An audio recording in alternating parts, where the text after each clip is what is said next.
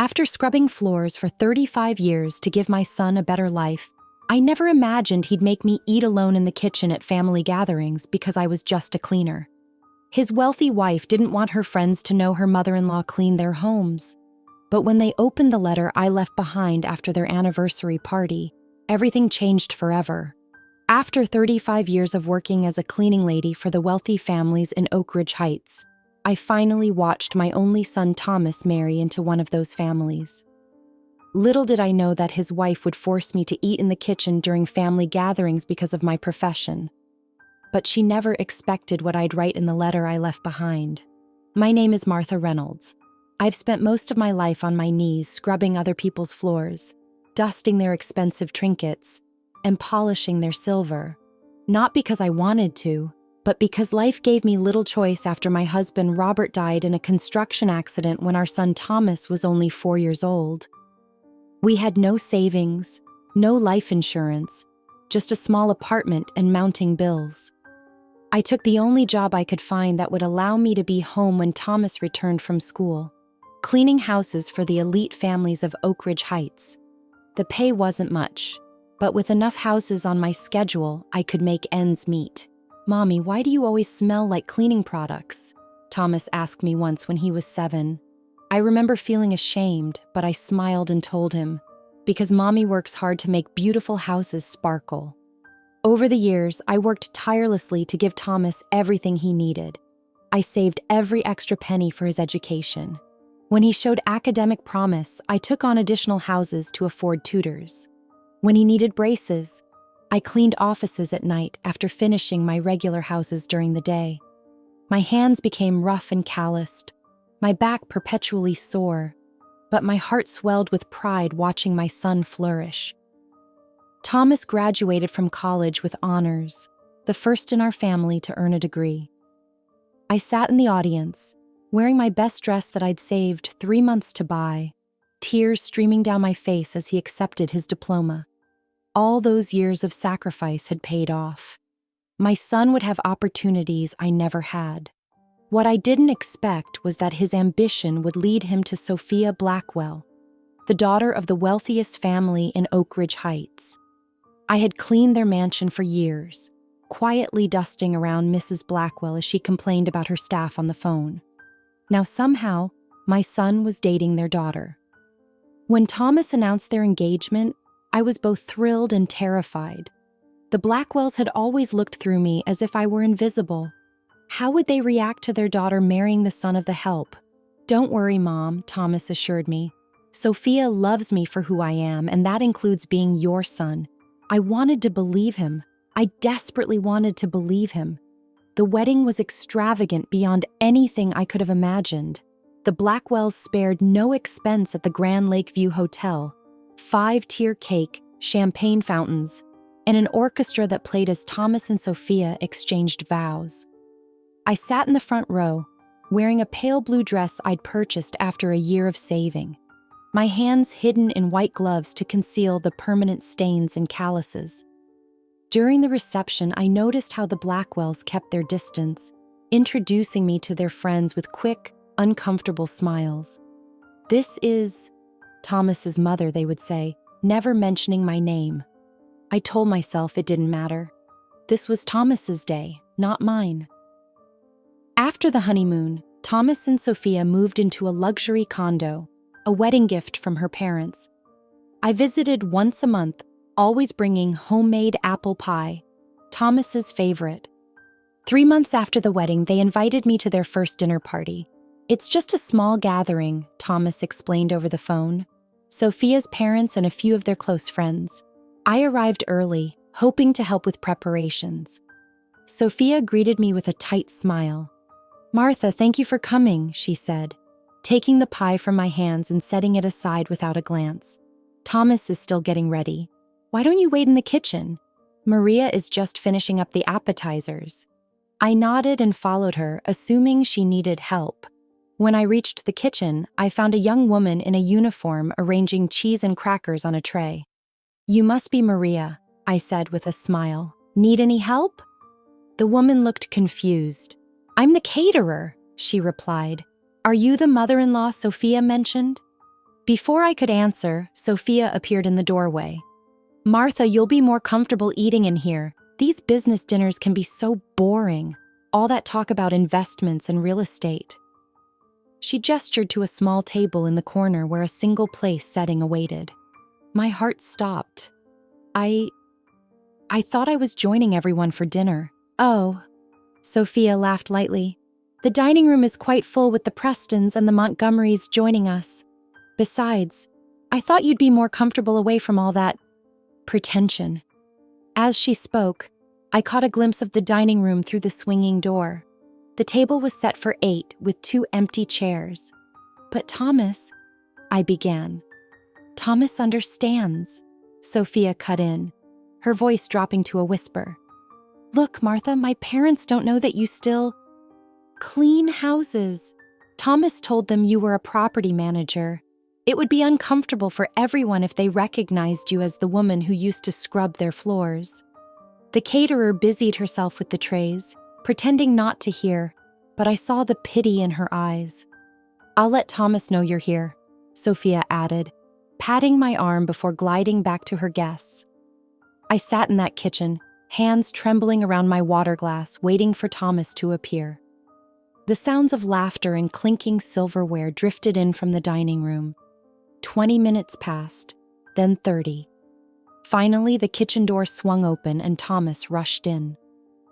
"Mom, I'm so sorry," he whispered, glancing nervously over his shoulder. "Sophia thought you'd be more comfortable in here." "Comfortable?" I repeated, my voice barely audible. "Eating alone while my own son dines with his fancy friends?" Thomas ran a hand through his hair, a nervous habit since childhood. "It's complicated, Mom. Mr. Blackwell is considering me for a position at his firm. This dinner could change our lives. And I would ruin it?" I asked, feeling something break inside me. No, it's not like that," he insisted, but his eyes wouldn't meet mine. "Just, some of these people might recognize you from their homes. It could be awkward."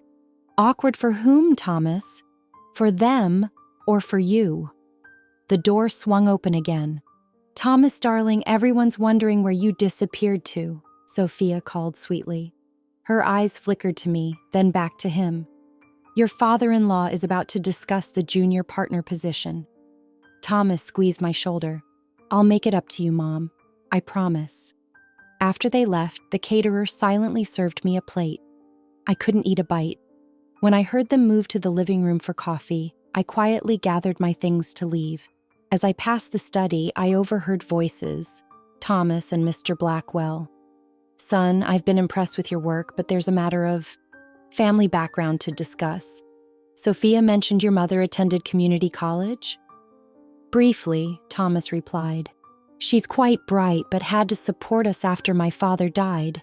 And now she's in property management, I understand. Impressive climb." I held my breath, waiting for Thomas to correct him, to stand up for me and the years of sacrifice.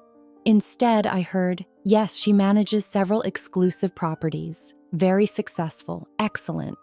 The Wellington Club is quite particular about member families. Old money, you understand, but I think we can navigate this. Just keep the humbler aspects of your background private." I nearly gasped aloud. The Wellington Club was where I still cleaned twice weekly. Many of its members knew me by name, or at least they knew my first name. I'd been dusting their trophies and polishing their banquet tables for years. As I carefully closed the front door behind me, my phone buzzed with a text from Thomas. "Sorry you had to leave early. Everything okay?" Everything was not okay. For the first time in my life, I realized my son was not just embarrassed by me. He was actively erasing me, creating a fictional mother who fit better into his new world. The cleaning lady who had sacrificed everything for him wasn't good enough anymore. That night, I couldn't sleep. I kept remembering all the times Thomas had recently canceled our weekly coffee dates, all the times he'd asked me not to come to his office, all the times he'd suggested I treat myself to a makeover or new clothes with the money I'd saved for his future children's education. The following Tuesday, I arrived at the Wellington Club at my usual time, 5:30 a.m. The massive Georgian-style building was still dark as I used my service key to enter through the back. For 10 years, I'd cleaned this place before the wealthy members arrived for their power breakfasts and business meetings. As I pushed my cleaning cart down the hallway, I passed the grand wall of photographs, club presidents, charity gala committees, and new member inductions. There, in the most recent photo, stood Thomas and Sophia at the new member reception, champagne glasses raised alongside the Blackwells. I stopped, staring at my son's smiling face. He hadn't told me about joining. I studied the photo, noticing how perfectly he fit in. Tailored suit, confident smile, his arm around Sophia. He looked happy. He looked like he belonged. Martha? Everything okay? It was Harold, the elderly security guard who had always been kind to me. My son, I said, pointing to the photograph. That's my son. Harold leaned closer, squinting. Thomas Reynolds? He's your boy? When I nodded, he whistled low. Well, I'll be. He never mentioned his mother worked here. No, I said softly. He wouldn't have. I continued my duties, cleaning each room mechanically while my mind raced. In the main dining room, I wiped down the mahogany tables where my son would soon dine as a member, while I would remain invisible, just another worker maintaining their pristine world. By the time I finished my shift, something had changed inside me. 35 years I had spent putting Thomas first, his education, his future, his happiness. I had believed that my sacrifices would bond us forever, that my love would be enough. But now I understood. I had raised a son who valued status over sincerity, appearances over authenticity. That afternoon, I visited my bank. The manager, Mrs. Chen, greeted me warmly. We'd known each other for years. I cleaned her office every Thursday. I'd like to access my savings account, I told her. All of it. Her eyes widened slightly. The education fund for your grandchildren? Are you certain, Martha? I nodded firmly. For 20 years, I'd been setting aside money for Thomas's future children. Nearly $97,000 saved dollar by dollar, often by taking extra houses to clean on weekends and holidays. I'm making some changes, I explained. It's time I use this money differently. Mrs. Chen studied my face, then nodded. I understand. Life sometimes takes unexpected turns. As I left the bank, my purse heavy with documents and a small portion of cash, I felt lighter than I had in years. For the first time in decades, I was thinking about my own life, not just my role as Thomas's mother or someone else's cleaner. That evening, I sat at my small kitchen table and began to write a letter. A year passed, with our relationship growing increasingly strained. Then Thomas called, inviting me to his and Sophia's one-year anniversary celebration, a catered garden party at their new home, which the Blackwells had helped them purchase in the prestigious Hillcrest neighborhood. It's just family and close friends, Thomas said. We'd love to have you there, Mom. I wondered if I would be seated in the kitchen again, but I agreed to come. I wouldn't miss it for the world, I told him, my voice warm and unchanged. Let him think nothing had shifted. Over the next few weeks, I continued my cleaning jobs as usual. I scrubbed floors at the Wellington Club where Thomas now had breakfast meetings. I dusted shelves at the Blackwells' mansion, nodding politely when Mrs. Blackwell mentioned how wonderfully Thomas was fitting in at her husband's firm. No one suspected the transformation taking place within me. Meanwhile, I made careful arrangements. I consulted with a financial advisor recommended by Mrs. Chen. I searched for apartments in the coastal town of Newport, 3 hours away, where my sister had moved years ago. I contacted the cleaning service there about potential work, though I wouldn't need it immediately. You're really doing this? My sister Elaine asked over the phone, excitement in her voice. It's time, I replied simply. The day of the anniversary party arrived. A perfect June afternoon with clear skies and a gentle breeze. I wore a simple but elegant cream-colored dress I'd purchased with my newly liberated funds. I styled my hair, applied subtle makeup, and wore the pearl earrings Robert had given me before he died.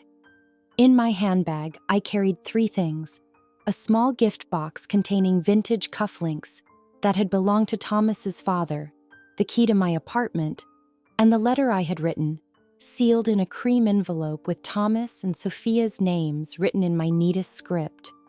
When I arrived at their new home, Sophia greeted me at the door, her smile not quite reaching her eyes. "Martha, you look nice," she said, sounding surprised. "Everyone's in the garden." I glanced around the foyer of their new home. Crystal chandelier, marble floors, artwork that must have cost more than I earned in a year. "Beautiful home," I commented. "Yes, we're quite happy with it," she replied. "Thomas is by the bar. I'm sure he'll want to say hello." No offer to take my coat, no warm embrace for her mother-in-law. I smiled serenely and made my way to the garden, where about 30 people stood in small clusters, champagne flutes in hand. Thomas saw me and hurried over. "Mom, you made it." He kissed my cheek quickly. "You remember the Prestons and the Montgomerys from our dinner party? The same dinner party where I'd eaten alone in the kitchen." "Of course," I said warmly, extending my hand to them. "Lovely to see you again." Mrs. Preston's polite smile froze. "Martha Reynolds, was it? Have we met before?" "Several times, actually," I replied pleasantly. "I've cleaned your home every other Wednesday for the past 8 years. Your collection of Venetian glass figurines is quite lovely, especially challenging to dust." Silence fell over our small circle. Mr. Montgomery nearly choked on his champagne. Thomas's face drained of color. "Mom," he began, but I continued, my voice steady. "I believe I also cleaned your vacation home before your New Year's party, Mr. Montgomery. The marble countertops in your kitchen require special care." They were the same Montgomery and Preston families who had been at the dinner party where I was relegated to the kitchen, a fact that made this moment all the more poignant. Thomas gripped my elbow. "Mom, could I speak with you inside?" His voice was tight, controlled. "In a moment, dear," I said, patting his hand. I turned to Mrs. Blackwell, who had just joined our circle. "Mrs. Blackwell, the silver candlesticks in your dining room, did those water spots come out with the solution I recommended?" The garden seemed to have fallen silent. I felt eyes on me from every direction. Mrs. Blackwell's mouth opened and closed like a fish out of water. "Yes, they did," she finally managed, looking desperately at her daughter. Sophia appeared at Thomas's side, her face flushed with anger and embarrassment. "Martha, I think you've had too much champagne," she hissed, though my glass was untouched. "Actually, I haven't had any yet," I replied. "I just thought it was time for some honesty. I've spent 35 years cleaning other people's homes, including most of the homes represented here today. I'm not ashamed of my work. I've always done it with pride and care." Thomas pulled me away from the group, practically dragging me toward the house. Once inside, his composure shattered. "What are you doing?" he demanded, his voice a harsh whisper. "You're embarrassing yourself, embarrassing us." "No, Thomas," I said calmly. "You're the one who's been embarrassed of me, of how I raised you, of the work I did to put you through college." "That's not fair," he protested, but his eyes betrayed him. "I just wanted to protect you. Protect me. Or protect yourself," I asked. "You've been living a lie, Thomas. Pretending your mother is something she's not because you're ashamed of what I really am. People like the Blackwells, they wouldn't understand." "Then they're not worth impressing," I interrupted. "The woman who raised you, who loved you, who sacrificed everything for you, that woman is a cleaning lady. She always has been, and she's not ashamed." Sophia burst into the room, her perfect makeup now blotchy from angry tears. "You've ruined everything," she accused. "Dad was just about to announce Thomas's promotion to junior partner. How can that happen now that everyone knows his mother scrubs their toilets?" I looked at my son, the boy I'd raised to be kind, honest, and proud of who he was. I barely recognized him standing there in his expensive suit, his face contorted with embarrassment and anger because his mother had spoken the truth. "I've brought you something," I said, reaching into my handbag. I placed the small gift box containing Robert's cufflinks on the side table. These were your father's. I've been saving them for a special occasion. Next, I set down my apartment key. And this is for you to water my plants while I'm away. Thomas's anger faltered, replaced by confusion. Away? What are you talking about? I'm taking a trip, I said simply. Something I've always wanted to do. Now? Sophia demanded. In the middle of our anniversary party after you've humiliated us? I ignored her, focusing on my son. The letter explains everything, I said, placing the cream envelope beside the other items. Read it after I've gone. Thomas stared at the envelope. Mom, you can't just leave. We need to fix this. I'll explain to everyone that you were just confused or something. I'm not confused, Thomas. For the first time in decades, I see things very clearly. I straightened my shoulders. I raised you better than this. I taught you to be honest, to be proud of who you are and where you come from. Somewhere along the way, you forgot those lessons. This is absurd, Sophia interjected. Thomas, we need to get back to our guests. Your father is wondering what's happening. She turned to me, her voice cold. Martha, I think it would be best if you left now. We can discuss this situation another time. Thomas hesitated, torn between his wife and mother. In that moment of hesitation, I saw everything I needed to know. Goodbye, Thomas, I said softly and walked past them both. As I made my way through the house, Mr. Blackwell intercepted me near the front door. Mrs. Reynolds, he began awkwardly, perhaps we should have a private conversation about Thomas's background. I smiled politely. There's nothing to discuss, Mr. Blackwell. My son knows exactly who he is and where he comes from. Whether he chooses to acknowledge it is his decision. Before I could reach the door, Thomas caught up with me, Sophia trailing behind. Mom, wait, he pleaded. Don't leave like this. We can work something out. Yes, Sophia added, her tone suddenly conciliatory. Let's not be hasty. Family is important. I realized then that they feared what else I might say, what other truths I might reveal to their precious social circle. Their concern wasn't for me but for their reputation. Thomas, I said, keeping my voice low so only he could hear. For 35 years, I put you first. I worked jobs that broke my body so you could have opportunities. I went without so you could have everything. And I did it gladly, because I love you. But today, for the first time, I'm choosing myself. Please, his voice cracked. Just come back inside. We'll figure this out. Read the letter, I said firmly. Then you'll understand. As I walked to my car, I heard Sophia urgently whispering to Thomas, Go get her. What if she says something to the Prestons on her way out? Your promotion. I didn't hear Thomas's response. I didn't need to. I started my car and drove away from the life where I had always been someone's maid, someone's mother, but never fully myself. Back at my apartment, I finished packing the few possessions I wanted to take with me. My sister Elaine was expecting me the next day, and the small cottage I'd rented in Newport was already furnished. Everything was arranged. My phone buzzed constantly with calls and messages from Thomas. I silenced it, not ready to speak with him yet.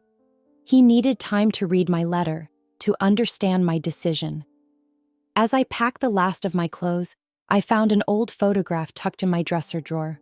Thomas at his college graduation, his arm around me, both of us beaming with pride. I traced my finger over our smiling faces, remembering how it felt to be his hero. You were my whole world, I whispered to the photo before placing it in a box labeled storage. That evening, my doorbell rang. I knew it would be Thomas. I briefly considered not answering, but I owed him a proper goodbye. When I opened the door, his eyes were red and puffy. In his hand, he clutched my letter. Mom, he croaked, you can't do this. I stepped aside to let him enter. He took in the packed boxes and suitcases, reality sinking in. You're really leaving? He asked, his voice small. Yes, I replied simply. I've given notice at all my jobs. My apartment lease ends next week. I'm driving to Newport tomorrow to start over. But all that money, he began. The money I saved for your children's education, I finished for him. Yes, I'm using it differently now. Thomas paced the small living room, letter still clutched in his hand. $97,000, Mom. That's a fortune. You can't just take a vacation with it. It's not a vacation, Thomas. It's my life, my new life. What about me, my family, my future children? I smiled sadly. You have a good job. You have the Blackwells. You'll be fine. Is this punishment? He demanded, his voice rising. For what happened at the dinner party? At the anniversary? No, I said firmly. This is me finally recognizing my own worth, something you and Sophia seem to have forgotten. He collapsed onto my couch, burying his face in his hands. You don't understand. The Wellington Club, the firm, appearances matter in this world. Then it's not a world I want to be part of anymore. I sat beside him, not touching him. Thomas, for 35 years I've lived for you. I've measured my success by your happiness. But when I saw how easily you erased me, how ashamed you were of me. I wasn't ashamed, he protested weakly. You were, I said gently. And that's your burden to carry now, not mine. I'm proud of my life, of the work I've done with these hands. I held up my calloused, work-worn hands. These hands put you through college. These hands gave you the life you now despise me for. Thomas looked up, his face stricken. I don't despise you. No? I asked. Then why have you spent the past year pretending I'm someone else? Why couldn't your friends know that your mother cleans their homes? He had no answer, and in his silence I found my strength. I love you, Thomas. I always will. But I can't be the dirty secret you hide anymore. Newport welcomed me with open arms. My sister Elaine helped me settle into the small cottage I'd rented near the ocean, a modest place with weathered shingles and a view of the water from the back porch. It suits you, she said as we unpacked my few possessions. I've never seen you look so at peace. The first few weeks were adjustment. After decades of rising before dawn to clean other people's homes, I found myself with freedom I barely remembered how to use. I walked on the beach each morning, collecting shells and sea glass. I joined the local library and devoured novels I'd never had time to read. I slept until the sun woke me. Thomas called nearly every day at first. I answered occasionally, our conversations strained but civil.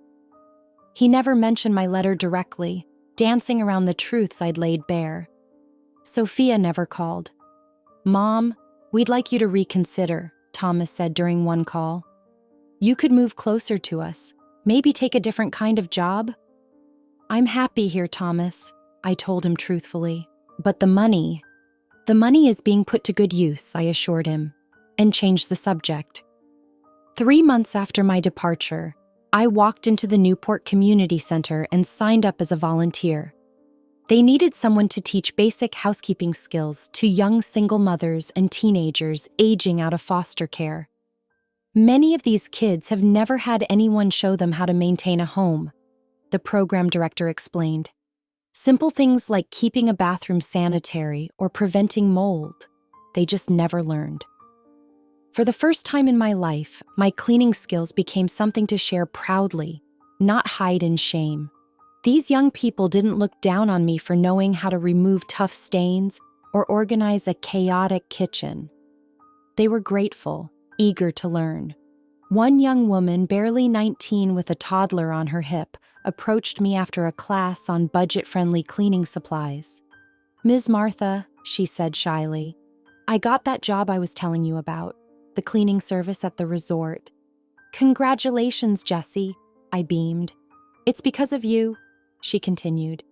You taught me that there's dignity in doing good work, no matter what that work is. My heart swelled. Somewhere along the way, I'd forgotten that lesson myself. 6 months into my new life, I made another decision. With guidance from my financial advisor, I used a portion of my savings to establish a small scholarship fund for the young people in my program. particularly single parents pursuing education while working. The Martha Reynolds Second Chance Scholarship, the certificate read. It wasn't much, just enough to help with books, childcare, or transportation. But seeing my name associated with opportunity rather than servitude filled me with quiet pride. Elaine joined me for dinner the evening after I finalized the scholarship. "You know," she said, refilling our wine glasses, "I always thought you gave too much to Thomas. But I understand now. You needed to give. It's who you are." I considered her words. The difference is that now I choose where to give, and I give without erasing myself. For the first time in decades, I was more than just Thomas's mother or someone's cleaning lady. I was Martha Reynolds, mentor, volunteer, and founder of a scholarship. I was myself, finally whole. Nearly a year after leaving Oak Ridge Heights, I received a letter from Thomas. Not an email or a text, an actual handwritten letter, something I hadn't seen from him since his college days when he would sometimes send thank you notes for care packages.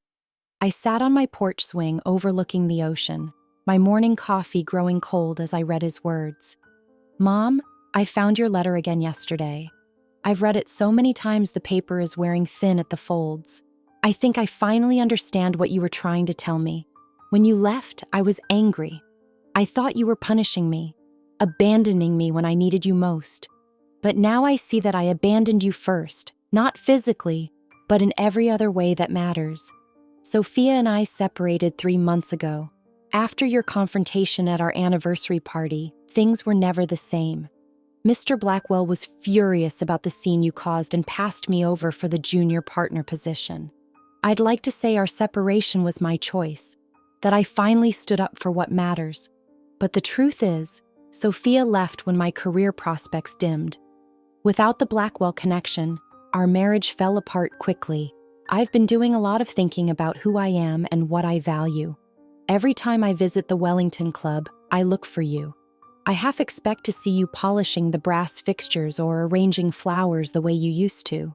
The place feels empty without your quiet presence. Last week, I ran into Jessie Thompson at the community college where I've started teaching a night class in business basics. She told me about the scholarship you created, about how you're teaching young people to value honest work. I've never been prouder to be your son than I was in that moment. I don't expect forgiveness. I don't deserve it. But I wanted you to know that the lessons you tried to teach me all along, about dignity and honesty and the value of hard work, they finally took root. With love and more regret than I can express, Thomas, I folded the letter carefully and tucked it into my pocket. The ocean breeze carried the scent of salt and new possibilities. I thought about Thomas, about the boy I'd raised and the man he was becoming. Perhaps losing everything had given him the chance to rediscover what mattered. That evening, I sat at my small writing desk and composed a reply. I told Thomas about my life in Newport, about my students and the scholarship program. I described my morning walks and the book club I'd joined. I shared pieces of myself I'd never had time to discover when I was busy being only his mother. I didn't offer to come back. I didn't suggest he visit. Those bridges, if they were to be rebuilt, would need a stronger foundation first. When I finished writing, I sealed the envelope and walked to the mailbox under a canopy of stars. The night was clear and vast, reminding me how small our hurts are in the grand scheme of things. "We'll see," I whispered to the universe as I sent my words on their journey to my son. Back inside my cottage, I looked around at the simple, comfortable space I'd created. Photos of my students lined one wall, books filled the shelves. A half-finished painting, my newest hobby, sat on an easel by the window. For the first time in my life, I didn't have to clean up after anyone else. Yet paradoxically, I'd never felt more connected to the world around me. 2 years after leaving Oak Ridge Heights, my life had transformed completely. I had settled comfortably in Newport, developed close relationships with my sister Elaine and other community members, and built my housekeeping training program from the ground up. Thomas and I had maintained cautious contact through letters and occasional phone calls, slowly rebuilding our relationship on more honest terms. On a bright spring day, I hosted a graduation ceremony for my first complete class of students from the housekeeping program. We gathered in the community center's main room, transformed by my students into an elegant space with folded napkin decorations and gleaming surfaces that showcase their new skills. 12 young people, most of them single parents or former foster children, received their certificates of completion. More importantly, 9 of them had already secured jobs at Newport's upscale hotels and resorts, while 3 were pursuing further education with help from my scholarship fund. As I called each name, pride swelled in my chest. These young people had transformed not just their skills, but their sense of self-worth. They understood what had taken me decades to learn: that honest work done well is never something to be ashamed of. Before we conclude today's ceremony, I said, I want to share something with you all. When I was your age, I cleaned houses because it was the only way I could support my son as a single mother. For years, I did this work while dreaming that someday I wouldn't have to, that someday I'd be something better. The graduates watched me intently as I continued. But what I've learned, what you've taught me, is that the work itself was never the problem. The problem was letting others define my worth by my occupation. I smiled at their earnest faces. Whatever path you choose from here, never apologize for the work that feeds your children or puts a roof over your head. Your worth isn't in your job title. It's in the integrity and care you bring to everything you do.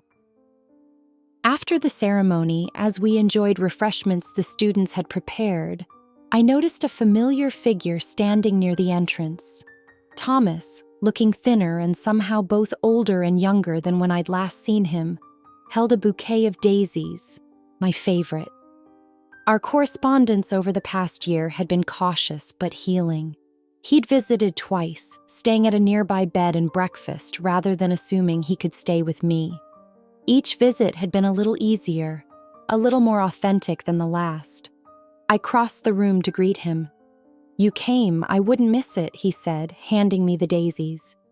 You've built something amazing here, Mom. Thank you. I gestured to the graduates mingling nearby. Would you like to meet them? Thomas nodded, his eyes scanning the room. Is Jessie here?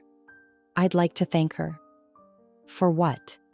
For helping me see clearly. He offered a small, sad smile.